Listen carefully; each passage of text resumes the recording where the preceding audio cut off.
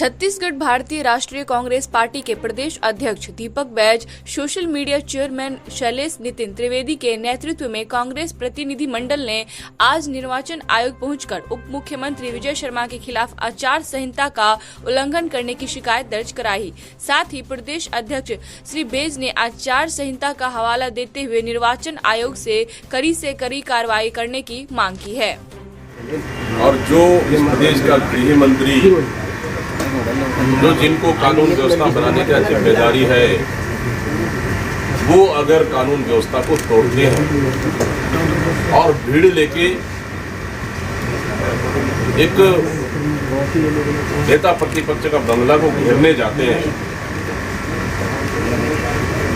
तो फिर प्रदेश में क्या संदेश जाएगा? कानून व्यवस्था कैसे बने रहेगी? ये है प्रश्न चिन्ह। दूसरा कि आचार संहिता के दौरान इस तरह की हरकतें करना, भारतीय जनता पार्टी खुलेआम आचार संहिता का उल्लंघन कर रही है।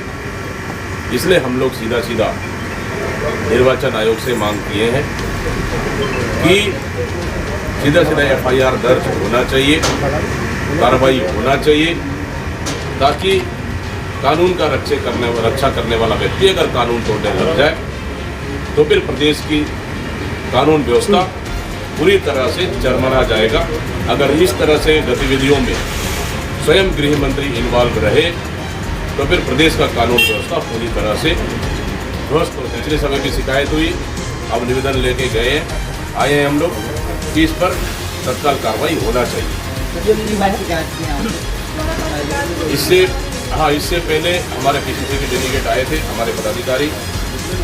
आज स्वयं आकर हम लोगों ने फिर से शिकायत की और उनको हम लोगों ने अवगत भी कराए हैं।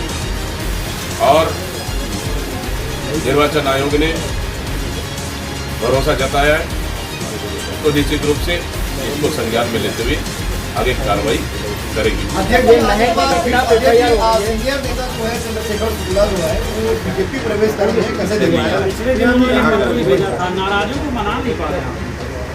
देखिए, चुनाव है, चुनाव में कोई आता है जाता है, आना जाना लगे रहता है, इससे कोई फर्क नहीं पड़ने वाला। लेकिन कांग्रेस पार्टी 11 लोकसभा में मजबूती के साथ चुनाव लड़ रही है। हमारे प्रत्याशी जी जान लगा के मेहनत कर रहे हैं।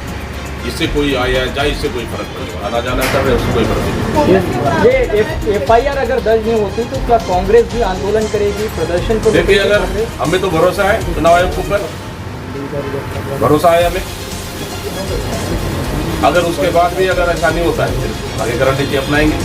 लेकिन फिर भी चुनाव आयोग ने हमें आश्वस्त किया है, तो इसको परीक्षण करा है निश्चित रूप से। अगर ऐसा है तो कार्रवाई करेंगे, इसलिए हमें पूरा भरोसा। मंत्री भी जीवन अग्रवाल के यहाँ लगातार गेट के छात्र पहुँच रहे हैं, मांगे देखिए, इस सरकार से DED नहीं, सिर्फ किसान परेशान है, युवा परेशान है, सब परेशान है। इस तरह से 3.5 महीने के सरकार से पूरी तरह से त्रस्त हो चुके हैं।